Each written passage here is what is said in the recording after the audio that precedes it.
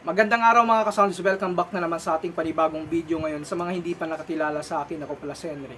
Sa mga ka-sounds, yung ating BT118 na ito, gagamitin natin ito sa video okay, kung okay siya. Kakabitan natin siya ng HDT natin na video okay player. May nag-request kasi sa atin na ito kung okay siya pang video okay. Meron siyang mic input dito. So ayan, ito yung ating mini amp. So sa mga previous video natin, makikita ninyo yung laman ng ating mini amplifier na ito. Kung gusto niyo pala mag-order ng ganitong klaseng mini amplifier, punta lamang kayo sa aking TikTok account. Tapos hanapin nyo lang yung same video ng ating mini amp na ito. Tapos pakiclick nyo lang yung yellow basket. Bali wala lang tayong TV dito. Kakabitan lang natin ito ng, ng ating video okay player. Pero at least makita ninyo kung okay ba siya talaga nalagyan ng video okay player. Gagamit tayo dito ng Joson Airbus 12, yung D12 natin. Tapos ito yung ating video okay player.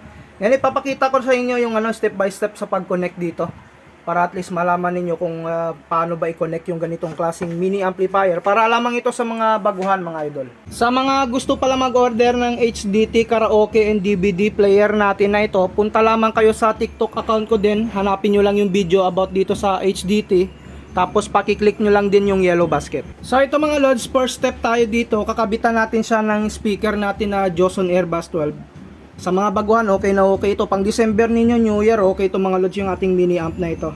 So sa likod niya may kabitan dito ng speaker, left and right yan. Kabit lang tayo dito. So yung black sa black dito, sa likod niya. Tapos yung red sa red. So same lang naman, kabit lang din natin yan dito.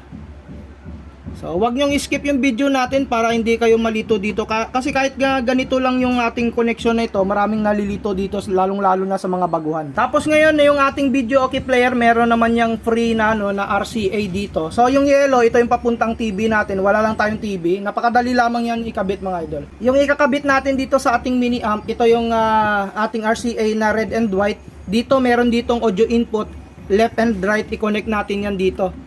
Syempre yung red sa red, yung white sa white din.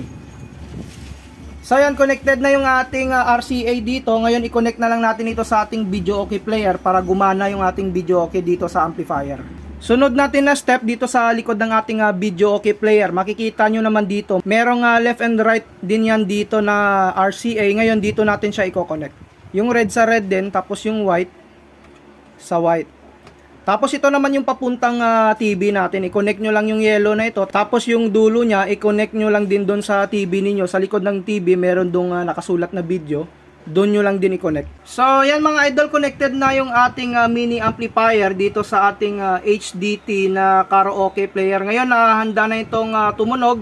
Pwedeng-pwede na natin itong simulan yung ating video okay. Bali nasaksak na natin yung ating mini amp, tapos yung video okay player dito. Kakabitan natin siya ng dynamic mic. So mga idol, subukan natin yung ating microphone check muna dito sa ating mini amplifier na ito. Bali sinaksak ko siya dito sa ating DVD kasi mas maganda pag dito tayo sa ating DVD player, sa karaoke player nakasaksak ng ating microphone dito. Tapos nag-volume tayo dito sa ating mini amplifier kasi pag hindi tayo nag-volume dito, hindi tutunog yung microphone natin pag dito tayo nakasaksak sa ating karaoke player. Sa karaoke player naman natin, meron naman siya ditong mic volume at saka echo. Makokontrol naman natin yung volume ng ating mic dito. So i-on lang natin yung microphone. Yan, pag naka-zero yung volume niya, yung ating mic hindi lang ito maganda kasi parang nag-humming siya pag hinahawakan natin siya sa body niya. So mumurahin lamang itong microphone na ito. Volume tayo dito sa mic ng ating DVD player. Sound check 1, 2, 3. Sound check 1, 2. So yan mga lods yung tunog ng ating microphone check dito sa ating mini amplifier, no? Ulit tayo. Low mic test sound check. So kung i-zero natin yung echo dito, ayan. Sound check 1, 2, 3. Low mic testing sound check 1, 2. Tapos kung lagyan natin siya ng echo, Low mic test sound check 1, 2, 3. Low mic testing sound check 1, 2. Low mic test sound check 1, 2, 3. so yan yung ating video okay test dito sa microphone. Ngayon lagyan natin ng bala. Pero yung music natin dito, ikakat natin kasi copyright ito sa ating YouTube channel. So ito mga lods, ilagay lang natin yung bala ng ating HDT dito. So ayan.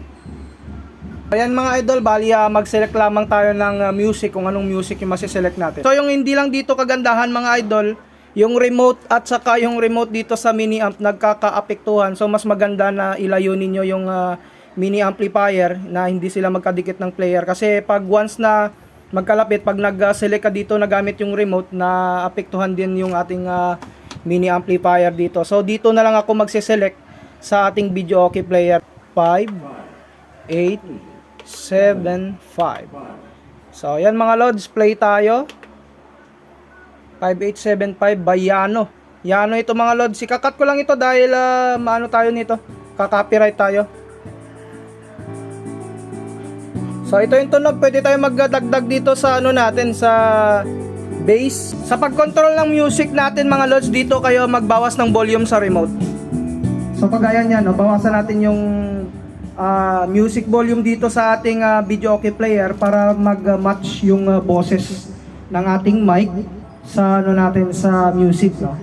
So dagdag lang tayo ng volume dito sa ating mini amplifier. Tapos dito tayo magdagdag ng volume ng music sa player natin. So yan mga idol. Sound check 1 2. Sound check 1 2 3. So ngayon focus tayo sa music. So ito yung sound check natin sa music niya sa video okay player.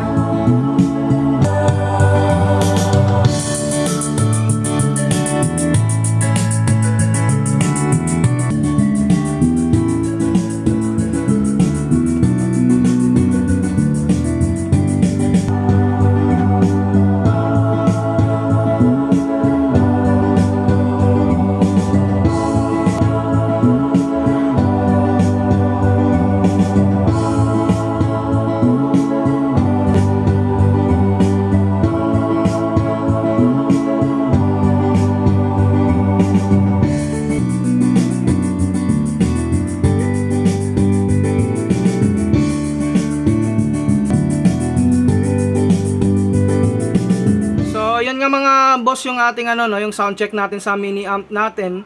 So sulit na sulit yung magagastos ninyo dito sa ating mga gamit na ito.